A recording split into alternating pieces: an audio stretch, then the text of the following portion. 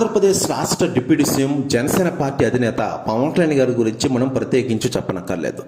ఆంధ్రప్రదేశ్ రాష్ట్రంలో తిరుగులేని నాయకుడిగా పవన్ కళ్యాణ్ గారు ఎదుగుతూ ఉన్నారు. ముఖ్యంగా జనసేన పార్టీని రాష్ట్రంలోనే రెండో అతిపెద్ద పార్టీకి నిలపడంలో పవన్ కళ్యాణ్ గారు చేసిన కృషి అంత ఎంత కాదు.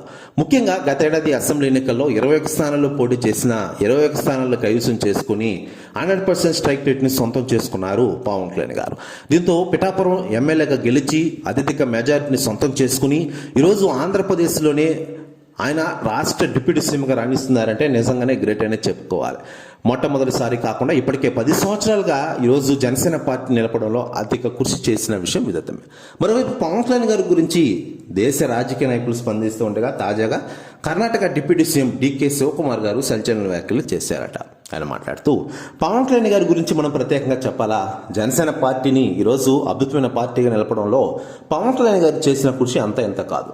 పవన్ కళ్యాణ్ గారు గ్రేట్ లీడర్, ఆయన్ని సీఎంగా ఉంటే చూడాలని ఉంది నాకు ఆంధ్రప్రదేశ్కి అంటూ కొన్ని కీలక వ్యాఖ్యలు చేశారట కర్ణాటక డిప్యూటీ సీఎం డికే శివకుమార్ గారు.